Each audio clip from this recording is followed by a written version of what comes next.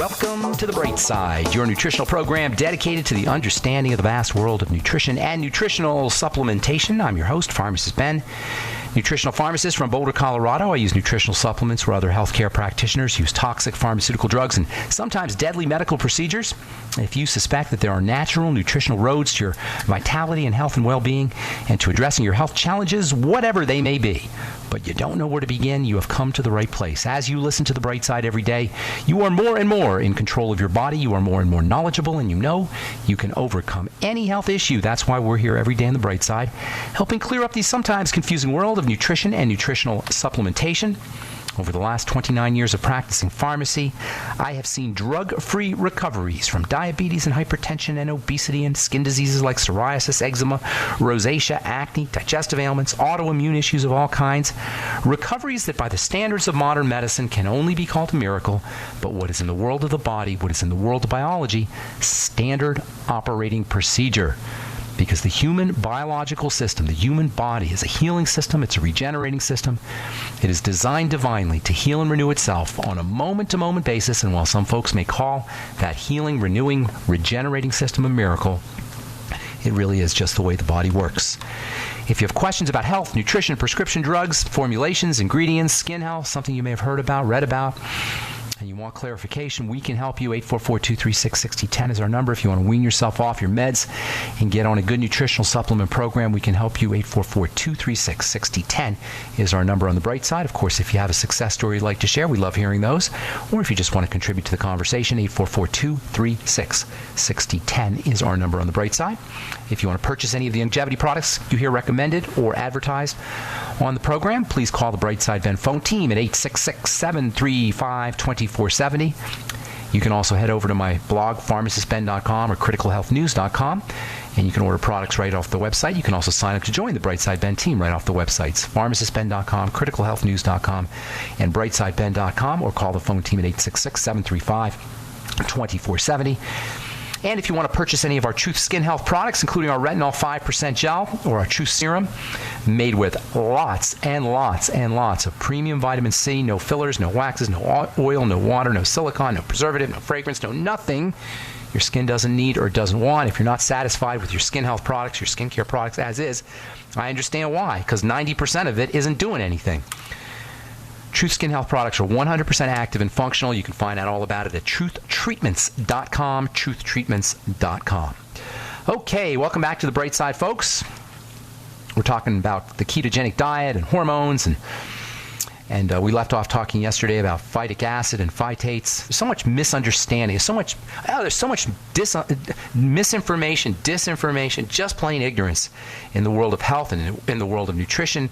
In the world, in the news and politics, everywhere. We live in this world of dishonesty, this world of propaganda and misinformation and disinformation, and people trying to sell us stuff and people not giving us the straight scoop. And it seems like that's just the way of the world. If we're going to be able to cut through the muck and the mire, the baloney, we're going to have to slash our way out, folks. We're going to have to take our machete called critical thinking and slash our way out of this jungle of misinformation and disinformation. We got to be scientists. We got to be investigators.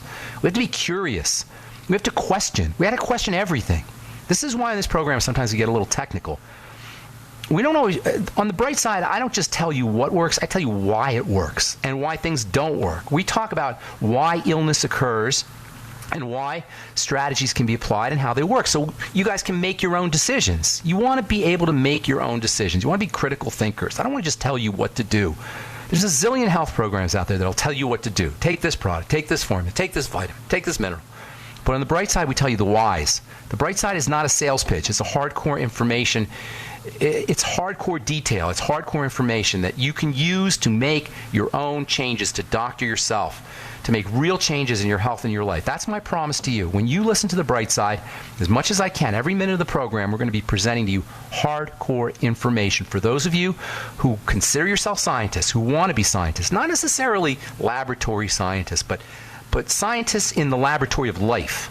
The Bright Side is life science for life scientists, whether you're a baker or a salesman or a teenager or a retiree or a mom or a dad, or for that matter, a healthcare professional. And we have a lot of healthcare professionals listening to this program. And I know that sometimes what I talk about here flies in the face of mainstream understandings. Sometimes what we talk about is the exact opposite of what you hear from mainstream medicine or your mainstream alternative medicine, which unfortunately is more mainstream than alternative, sometimes anyway. So for the last couple of days, we've been talking about phytic acid and phytates. Two somewhat similar. They're not. There's a little bit of a difference between phytic acid and phytates, but they're used interchangeably. If you spend any time listening to mainstream dietitians and nutritionists talk about phytic acid or phytates, it's easy to come away thinking that these are things that you want to avoid or somehow detoxify or eliminate from your diet. But as it turns out, it is a bit more nuanced than this black and white notion of phytates bad, eliminating them good.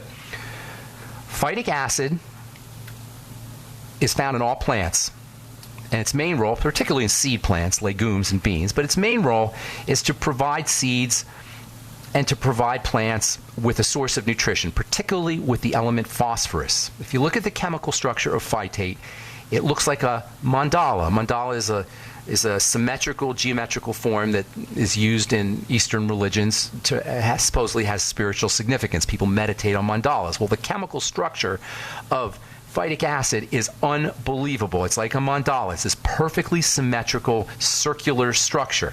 And I don't know much about the spirituality of it. I can't talk about that, but there probably is one. But I can tell you that its geometry is just a thing of beauty. And I don't mean to go all chemistry nerd on you, but if you just do a Google image search on it, you will see this incredibly beautiful chemical structure that is a marvel of organization and intelligence and balance and symmetry. So phytic acid's main role in the plant is to provide the plant with a source of phosphorus. It has other roles too. It's an antioxidant. It purifies toxicity, particularly something called aflatoxin. But its main role is as a storage form for the light bearer, phosphorus. Phosphorus is known as the light bearer because it has this ability to trap and project light. Phosphorus is amazing, amazing, amazing stuff. Its essence is light. It's a light mineral. Throughout history, phosphorus has attracted the imagination, the attention of scientists and chemists and medical investigators. It burns hot.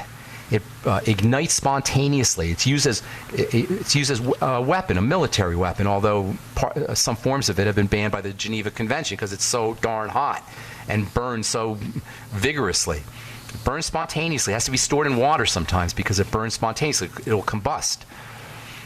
And in biology, it is incredibly, incredibly important for our life force, as you would imagine, given its ability to transmit light, to emit light. It's a component of DNA, your genetics, and it's especially important for the electrical systems of the body, the highly electrical systems of the body, the brain, and the nervous system. And not surprisingly, plants are also dependent on phosphorus. In fact, there's very, very few elements that are more important to plants than phosphorus. And along with sodium and potassium, you get your NPK fertilizers that have revolutionized agriculture. Phosphorus is a sparking agent. It's a key ingredient in matches. Matches are made with a type of phosphorus, and when you rub the match against this the pad of your matchbook, which is made up of little particles of glass, poof, you get a flame. And it's this ability to provide spark that amps up the growth of plants. In the pre-industrial revolution days, farmers used crushed bone. They would mix it with a little acid, and they would release the phosphorus.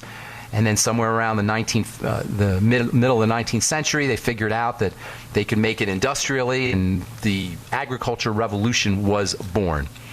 Phosphorus is typically abundant in our diet. In fact, well, we underestimate the value of phosphorus because it is so darn abundant. It's found in great quantities. In fact, today, we get more phosphorus than we need because phosphorus is actually used as a food additive, and it's actually found in a lot of junk foods. And so phosphorus balance has been thrown off by our modern way of eating. All right, we'll talk about that when we come back from our break. I'm Pharmacist Ben. 844-236-6010 is our number.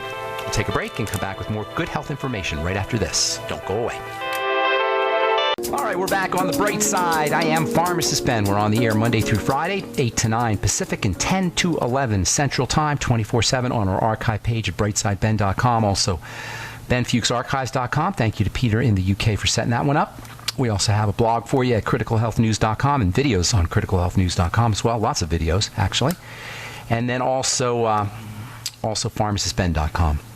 If you're interested in purchasing any of the longevity products, you can do it right off the websites, or you can call the Brightside Ben phone team at 866-735-2470. All right, our number today, 844-236-6010. We'll get your calls in the bottom of the hour, as we always do on the Bright Side. If you have questions about health and nutrition or anything we're speaking about today, we're talking phosphorus, all as it regards phytic acid. We'll talk more about phytic acid tomorrow. Phosphorus is super interesting. It's one of my all-time favorite minerals. It's super important for biological health and for botanical health, for the health of plants as well. But we get a lot of phosphorus. In fact, there are some folks who think we get too much phosphorus. There's something called the unritalin diet, which is an ADHD or ADD, attention deficit disorder diet, that is linked to or associated with reducing phosphorus. There was a pharmacist named Hertha Hafer, Hafer, who I think 20 years ago or so figured out that a low-phosphate diet could reduce the symptoms of ADD, of attention deficit disorder in kids. And that makes sense because phosphorus is a sparking agent. It makes things happen. And we get so much phosphorus in the diet. We don't get it necessarily from foods, although we do. High-protein foods are going to have lots of phosphorus in them. But a lot of the phosphorus that we get these days comes as a food additive. Phosphates, because they're so active, do a lot of things. Phosphorus, I should say. Phosphates are a little different. We'll talk about that here in a minute. But phosphorus, in the form of phosphates, do so many things. They're so active. So they use them in processed foods, basically, in soups and breads and cheeses. It's an emulsifying agent. It's especially found in soda pop, phosphoric acid. So these days we get a lot of phosphorus. And this German pharmacist, Hertha Hafer, figured out that it turned, well, for some folks anyway, by going low phosphorus, going low phosphate, they could reduce ADHD symptoms in kids and in adults. Phosphorus is kept in a tight balance. It's super active, so the body keeps it in a tight balance with calcium and magnesium. And once you throw off phosphorus balance, if you're drinking a lot of soda or you're eating a lot of processed foods or a lot of dairy foods, dairy products are high in phosphates. If you're getting a lot of phosphorus, you can throw off your calcium balance, your magnesium balance. You could throw off your vitamin D balance. And this could be a source of a lot of illness, especially when it comes to the bones. The bones are kept strong via phosphorus and via an interaction between vitamin D and phosphorus and calcium. And it may be that osteoporosis is also associated with excessive amounts of phosphorus. There's this delicate balance between all of these things. Parathyroid hormone and growth factors and calcium and magnesium and vitamin D. You can't throw these things off, and this is where the problem with processed foods comes in. Sometimes you won't even see phosphates on the ingredient deck. Sometimes they're part of the natural flavoring complex that are found in processed foods. In the body, phosphorus is always combined with, or almost always, 99% of the time, is going to be combined with oxygen in a form called phosphate. And this phosphate is an important blood energizer. It also helps stabilize pH levels. And phosphates, in turn, combine with things like iron to form iron phosphate, and calcium to form calcium phosphate, and sodium phosphate, and potassium phosphate. Phosphates just do a lot of things. Although calcium gets all the press when it comes to the strength of the bones, it turns out phosphorus is a key player there too. And there's a very important balance between these two things. So by taking ingesting too much phosphorus, you can throw off calcium balance, and this can cause a problem with weakness of the bones. It's the ratio, the balance, the comparison between phosphorus and calcium that's relevant. That's why you can't just take calcium supplements if you want to get strong bones. This is why numerous studies show that calcium supplements don't help your osteoporosis. This is why they do studies on calcium supplements periodically, and they'll say, oh, well, calcium supplements cause calcification of the arteries or problems with too much calcium. It's because you can't throw off the balance. Calcium is in balance with phosphorus, and that's why foods, real foods, natural foods, whole foods are always going to be the best way to get your nutrients. I'm a big believer in supplementation, as you know, but they can't touch food when it comes to the perfection, the balance, how everything is in just the right proportion in whole foods, natural foods. I'm not talking about processed foods, whole natural foods. And so why you can't just swallow calcium supplements and expect your bones to get stronger, even though that's what we're kind of induced to believe through commercials and marketing interests. Health and nutrition, you got to understand a few things. You can't just take a pill. That's why we talk about the details here on this program. In the case of calcium for strong bones and for strong teeth as well, you got to get your calcium in the right balance with phosphorus. You need about a 4 to 10 ratio of phosphorus to calcium. When this concentration drops, when you're going to have bone problems, you're going to have dental problems. There's a lot of things that can throw off the balance of phosphorus to calcium, including too much phosphates in our food, but one of the worst is sugar. Sugar is a powerful, powerful way to throw off the phosphorus to calcium balance, and this is one of the main reasons why the standard American diet leads to bone loss. And for that matter, it's one of the main reasons why the standard American diet leads to calcification and leads to calcium stones in the joints and in the gallbladders and in the kidneys. And then we come to plants. Just like phosphorus is essential for humans, it is unbelievably essential and critical for plant growth, and that's where phytic acid comes in. Phytic acid is a storage form for phosphorus. It's like it's a circular molecule with hooks on it. It's got 6 hooks, and hung on those 6 hooks, on each of those 6 hooks, is a little chunk of phosphorus. Phytic acid is a mechanism that locks up phosphorus that keeps the seed from growing. Phosphorus is a growth element. It sparks the seed into growth, but seeds aren't supposed to be growing until the circumstances are just so. So phytic acid acts like a safety. It's like a safety on a gun that keeps the gun from going off. It keeps phosphorus's power in check, preventing the seed from exploding into life. And this is why phytic acid has such a bad reputation, because it traps things, it holds on, it keeps the life force dormant, it keeps the life force sleeping. Many nutritionists will tell you that phytic acid is something that you want to avoid. Nutritionists will tell you that phytic acid is not a good way to get your phosphorus. And they'll tell you that phosphorus is locked up in the phytic acid molecule so you don't get the phosphorus. But you know what? That might not be true. It turns out that bacteria in our gut, the so-called microbiome that we talk about on this program all the time, actually do have an ability to free up phosphorus from phytic acid. So it turns out that phytic acid might not be all that bad after all. It might be a good source of phosphorus. It's certainly a source of phosphorus for plants. Plants have the ability to break up the enzyme once they're growing.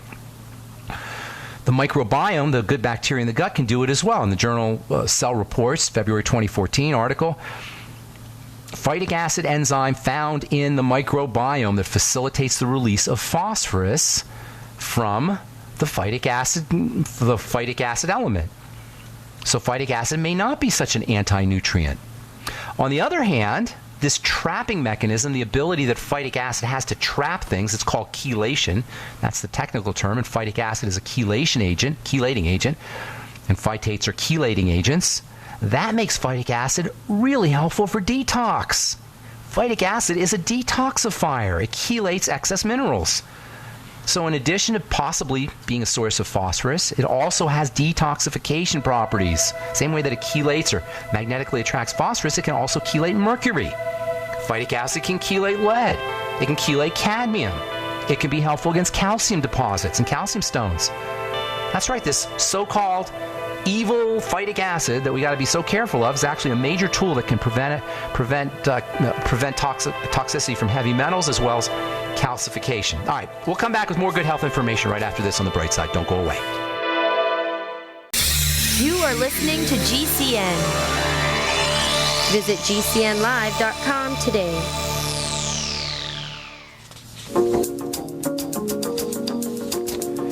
Okay, welcome back to The Bright Side. I'm Pharmacist Ben. 844-236-6010 is our number. We're talking about phytates and phytic acid. Tomorrow we'll talk about how phytates can protect you from cancer. How do you like that? Phytic acid, especially from colon cancer, the third leading cause of cancer deaths in this country. It goes by the name IP6. IP6 is the anti-cancer name for phytic acid. And IP6, if you Google IP6, you'll get a lot of good information about how IP6 can prevent the formation of cancer tumors. Really interesting. And that's one of the reasons why the bran of grains can be such powerful medicine. The bran is where the phytates are. The bran also contains lots of good things. A lot of the fatty nutrients are found in the bran. That's the part, of course, that we throw out or that we remove when we process our foods. But the bran, man, there's some really good stuff in the bran, especially rice bran. Rice bran contains something called squalane, which is really one of the most amazing topical skin nutrients or skin moisturizers you could ever use. I've been working with squalane for a long time. Squalane typically comes from sharks. Most squalane is also found in olives, but it turns out that rice bran and the oil from rice bran also is a good source of squalane. Anyway, we'll talk about all this tomorrow as we continue talking about these so-called supposed anti-nutrient, phytic acid phytate. It does have, you don't want to take your phytic acid or your fiber, I should say, too close to your minerals because you may lose some of the value of the minerals, but that's not to say that phytic acid is not some powerful, powerful health medicine. It is. Okay.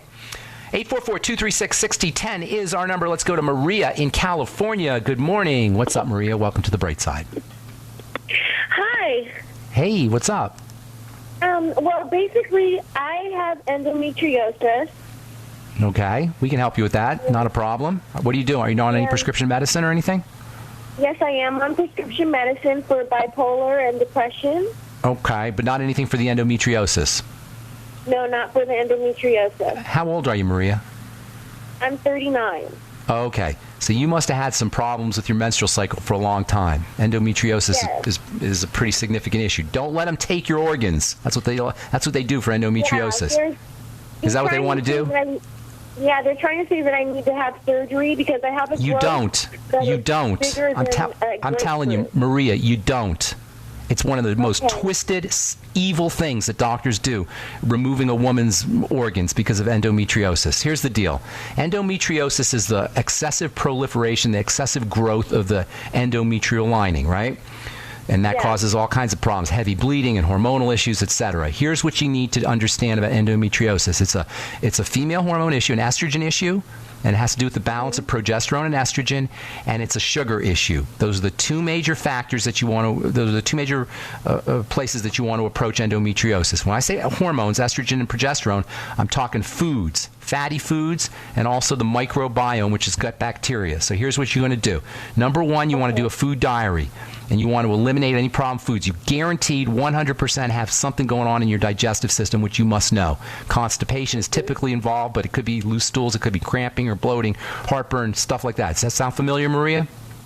Yes. It always goes hand in hand, and only a boneheaded medical professional would ignore that classic symptom. It's the stupidest thing, and I'm sorry to get mad. I don't mean to get mad, but it's just unfair, Maria. Okay, so you got to focus. They were trying to schedule me for surgery. Yes. How do they live with themselves? I don't know. I'd love to talk to your doctor. If you can get him to come on the bright side, let's have a conversation with him. And I don't want to be mean because maybe he just doesn't know. So anyway, the good news is this could be taken care of very quickly without any doctor intervention. Do a food diary and eliminate foods that cause digestive distress. You'll find that fatty foods are typically going to be a problem. With your foods, with your meals, make sure you're using your ultimate enzymes, swigging down some apple cider vinegar, go to the health food store and get some extra bile, B-I-L-E, bile salts, and some lecithin. And you want to do those with all your meals, maybe a quarter teaspoon. Am I going too fast? You go to the archives if I'm going too fast. Okay. You're not going to be able to catch up because there's tons more. All right? And I got to go fast. But go to the archives and then review them. And this is true for anybody out there with endometriosis, which is unfortunately not all that uncommon. So focus on fatty foods and how you're processing those fatty foods. Use your ultimate enzymes, lecithin, bile salts, apple cider vinegar with all your meals. Get on the Biolumin Nightly Essence, which is now called the Ultimate Nightly Essence. 3 capsules in the morning, 3 capsules in the afternoon, 3 capsules at night. Eat as little food as you think you need. Don't overeat. Only eat when you're hungry. And I know that sounds silly to say that, but we eat a lot when we're not hungry. So only eat when you're hungry. I'm overweight as well. Well, it's all together. It has to do with the blood sugar. I'm going to get into that in a second. Okay? Mm-hmm. So focus on your eating behavior. Try to eliminate the problem foods. Focus on fats and use probiotics. That alone will make a significant difference, by the way. That alone. Fill up with veggie juice and flaxseed fiber, as we've been talking in the last couple of days. Then you're going to move on to the blood sugar. You need to stabilize your blood sugar. That means staying away from foods that spike your blood sugar, fruit juice, desserts, and cakes, and potatoes, and bread, and burritos, and anything that messes up the blood sugar. If you have a problem weaning yourself off of those foods, go get yourself something called glutamine powder. Do a 1/4 teaspoonful once or twice a day.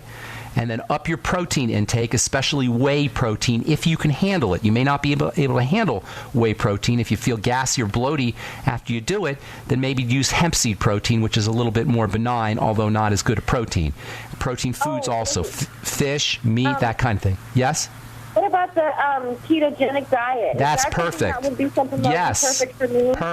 Perfect. But the problem is, if you're having problem processing fats, you got to be careful with it. So you got to watch out. Have avocado and. Yes, but watch how you respond to the fats. Avocado is good, but coconut oil is the best.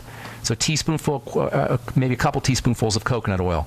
Then there's some individual supplements that are very helpful for endometriosis. Your ultimate EFAs, you want 3 in the morning, 3 in the afternoon, 3 at night. Zinc picolinate, 50 milligrams a day. Vitamin A, 20,000 international units a day. Vitamin E, 400 international units a day, and the ultimate selenium, 400 micrograms a day. Now there's tons more. I just don't have I don't have a lot of time to give you all of the information, but that's a great place for you to start. And if you do everything I just told you, Maria, I'm guaranteeing you that you will notice a dramatic, and I mean a dramatic difference in your symptoms, and it should take 1 or 2 cycles is all. Okay? And I'd love it if you call us back after 1 or 2 months and let us know how you're doing so everybody can hear. There's way more. We just scratched the surface. But just what I told you, you're going to notice a significant difference, okay? And then I can just go and search the archive? Yeah, search the archives and just search for endometriosis and then review the last couple of weeks. We've been spending a lot of time talking about fats and the ketogenic diet. Okay?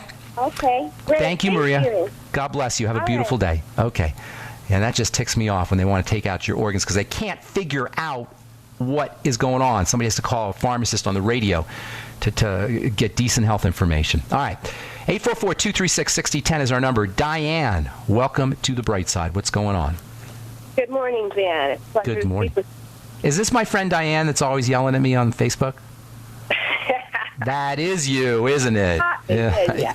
You're always yelling. I can't, you can't yell on Facebook, but if you could, I think you would be yelling. How you doing? How's the truth working for you, by the way? Pardon me? How is the truth working for you? I'm seeing some results. Now, you're on the retinol, right? On the retinol, Hello? Diane? Yeah. Diane? Did we lose Diane? I don't know. I think we lost Diane. Hey, Diane, call us back. I'll get you first up. I don't know what happened to you. All right, we're going to take a break. 844-236-6010 is our number. I'm Pharmacist Ben. You're listening to The Bright Side on the Genesis Communication Network. We'll be back right after this. All right, we're back on The Bright Side talking to Diane in Nebraska. You there, Diane? Okay, sorry about that. I don't know what happened. What's going on? How can we help you? Okay, my husband, he's 69, and he's feeling shingles in his ear. Okay. For the past 10 or so days. That's awful. In the ear or on the ear? It's on and inside of the ear. It goes, I guess, it goes to the eardrum, but then the nerve. That's not a good thing. Yeah, that's not a good thing. Here's the deal. Shingles only happens when the immune system is compromised on some level. So what you do, the way you deal with shingles is you build the immune system and you take everything out of your life that suppresses the immune system, and that usually means foods. So we'll approach this from 2 angles. First of all, anything that throws off his blood sugar or is pro-inflammatory or messes up his digestive system needs to be avoided 100% while he's got the shingles, and even when he recovers from the shingles. And all these strategies will speed up his recovery too, by the way. Sugar is one of the biggest enemies in all of its disguised forms, including bread and pasta and cereal and potatoes and anything that breaks down into sugar and throws off his blood sugar. Treat him like a diabetic. The ketogenic diet would be awesome for him. So low sugar, low carbohydrate as much as possible. That doesn't include veggies, though. He got to be great if he could pound the veggie juice and the fiber to help fill him up. Secondly, more protein, and that will help wean him off the sugar, and it will also give him some power to help fight the infection. The immune system is driven by protein, especially glutamine powder, which also doubles as a way to wean him off of sugar. 5 or maybe half a teaspoonful once or twice a day of glutamine powder. The next thing you're going to want to do once you've taken care of the inflammatory foods that he reacts to, and blood sugar spiking foods, is use nutrients to support the immune system, and there's a lot of them. I'm going to run down them real quickly. Selenium, one of the most important minerals, along with zinc. 400 micrograms of selenium, maybe even 600 micrograms of selenium, and 50 milligrams of zinc picolinate. Vitamin C is your quintessential immune-boosting vitamin, 5,000 milligrams a day in divided doses, even up to 10,000 milligrams, as long as it doesn't disturb his stomach. And then also vitamin A, 20,000 international units a day. And then the Healthy Start Pack, and then have him sipping on the Beyond Tangy Tangerine, have him doing 9 capsules a day on the Ultimate Essential Fatty Acids, 3 in the morning, 3 in the afternoon, 3 at night. Anything that he could do to support digestive health in terms of nutrition will also help him. The Ultimate Enzymes after all his meals, apple cider vinegar, and then also of course the Ultimate, or Biolumin Nightly Essence, now called the Ultimate Nightly Essence, 3 in the morning, 3 in the afternoon, and 3 at night. The more food he eats, the harder it's going to be for his body to fight the infection. So caloric restriction, the ketogenic diet, appetite suppression, anything he could do to avoid, to minimize his caloric intake is going to help. And then last but not least, one of the all-time great immune-boosting foods is good old bone soup, which I know you've heard me talk about a zillion times. Make him homemade chicken soup. Okay? And then activating the parasympathetic, the relaxation nervous system, is always helpful for all healing and all immune boosting. Relax, lighten up, massage, hot tubs, foot rubs, anything you do to relax the body is going to help him heal. Okay, Diane, God bless you. I'm sorry that happened. That's all. Shingles is just absolutely miserable. Okay, I'm going to let you go, Diane. Thank you. Hey, Dan? Yes, ma'am. Yes, ma'am. What about vertigo? He has a terrible time. Treat it all the same way. That's inflammation in the inner ear. It's all the same thing. It's a part of the inflammatory process. Everything I just told you goes for vertigo as well. Vertigo is an inflammation in the inner ear, and it's related to an activated or a jacked up immune system. Okay? All right. Thank you so much. Take care, Diane. Okay, let's move on to Joe in Tennessee. Greetings, Joe. What's up? Hi, Pharmacist Ben Fuchs. Can you hear me clearly? I hear you loud and clear. What's going on? Okay. Thanks for accepting my call. Sure. 58-year-old female diagnosed with parotid gland tumor. She had surgery in 2012, and a couple months later, the surgeon wanted to do more to remove the tumor. Well, she's in a lot of pain. She accepted the chemo and radiation, but that was to no avail. Now the doctors say that she may have lung cancer because they see that she has some scarring on her lungs, and they want to do the radiation injection and surgery. That's terrible. That's terrible. Here's how you deal with cancer. Here's how you deal with cancer wherever it is. You strengthen the body. From a nutritional perspective, the way you want to approach cancer is you want to help the body deal with the cancer. You follow me? It's not so much the medical approach where you kill the cancer, although sometimes you need to do that. But from a nutritional perspective, you want to strengthen the body, and you do it just like I was talking with Diane earlier, from 2 directions. And I don't know how long you've been listening to this program, Joe, but you'll hear me saying the same thing over and over again, okay? Because it's really all the same stuff. So whether it's a tumor, or Meniere's disease, or vertigo, or shingles, you strengthen the body. You do it from 2 directions. You eliminate any problem foods, anything that's getting into the body that weakens it. Calories weaken the body, so caloric restriction is one of the best ways to deal with cancer. You need nutrients, but you don't need calories. Calories are work for the body that divert resources from fighting cancer. You follow me? So intermittent fasting, caloric restriction, the ketogenic diet, all these are ways that you can save or reserve the body's resources for dealing with cancer. But you do need nutrients, and the nutrients should be in concentrated form. The Healthy Start Pack, that's a starter right there. Just start with the Healthy Start Pack. Bone soup with the cartilage. The cartilage has wonderful immune boosting properties, so make sure the cartilage is dissolved in the soup. High doses of vitamin C. In fact, for this gal, she needs to not even mess around. I would be going intravenous nutrition, especially intravenous glutathione. I don't know what her resources are, because sometimes it can be expensive, but assuming she can do it, intravenous intravenous glutathione, intravenous selenium, intravenous B vitamins, and intravenous vitamin C. If she can't go intravenous, at least take them. 400 to 600 micrograms of selenium, an amino acid called glutamine, along with whey protein powder. That will help her build her own glutathione in conjunction with the selenium. Something called NAC, NAC, N-acetylcysteine, 600 milligrams a day. Making sure she's using her ultimate EFAs, 3 capsules in the morning, 3 capsules in the afternoon, and 3 capsules at night. And then supporting digestive health, using more protein, less sugar, her ultimate enzymes, her probiotics, the good bacteria, vegetable juices like they're going out of style, as long as she doesn't react to them, and then more fiber, especially from flax seeds. Joe, if she does everything I just told you, she will feel better. Even if it doesn't kill the cancer necessarily, her body will be stronger and she will feel better. And that's the main goal when it comes to dealing with cancer. Help the body get stronger so she feels better. You follow me with all this? Yes, sir. There's tons more stuff that you can do. Unfortunately, I don't have a lot of time, but that's a great place for you to start. And God bless you, Joe. Good luck with everything. I hope that works out. Thank you. All right. Thank you so much, Joe. I didn't mean to cut you off there. I apologize. All right. Let's go to Canada and welcome Jeff to the bright side. How you doing, Jeff? Hey, Pharmacist Ben, I'm so grateful that you're taking my call. My pleasure. What's going on? I got a 10-year-old little girl that's on peritoneal dialysis. She has been for a couple of years. She's got a condition that's been diagnosed with something called FSGS, which is like a glomeruloneuropathy. Right. She's on an ARB drug that I hate because I think it's killing her kidney. Is this your little girl? What's that? Is this your little girl? This is my little girl. Okay, I'm sorry. All right, so was it a birth defect? She developed it. She was diagnosed with nephrotic syndrome when she was 4. She developed peritonitis, and when she got the peritonitis, she had a whole bunch of antibiotics and the dye from the actual scan that they used to look inside her. And the combination of those things damaged threw the her into kidneys. kidney failure. She never recovered. She's been on dialysis since. They got her on an antihypertensive. They got her on this ARB, and they got her on a biweekly hemoglobin stabilizer called darbepoetin. What is she doing for nutrition? Where's her nutrients coming in? Well, I'm doing the best I can, but her nutritionist has given me advice because her urea has affected her taste buds so dramatically that they're just overly concerned with getting calories into her, and having listened to you and Dr. Wallach, I want to get her on a supplement recipe. I want to do it right. I only got him, Jeff. I can't give you good advice in a minute. Can you send me an email? Send me an email with your phone number, and I'll give you a call. Ben@ksco.com. I wish I only have a minute, and it's way too complicated.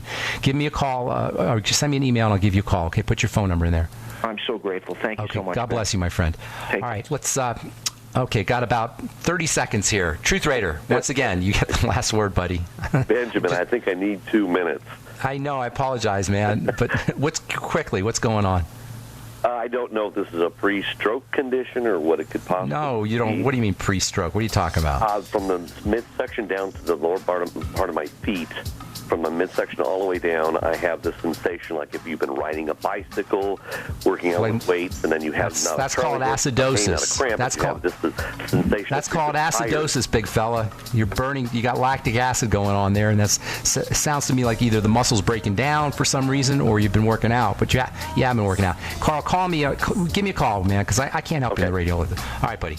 All right, I'm Pharmacist Ben. You've been listening to The Bright Side. I'm sorry if we left you on hold, but you got to call early on The Bright Side, 844-236-6010 tomorrow. All right, we'll come at you with more good health information. We'll talk phytic acid, and we'll talk about phytic acid and anti-cancer tomorrow on The Bright Side. Thanks for listening, friends. Have a beautiful day. We'll talk to y'all later. Bye for now.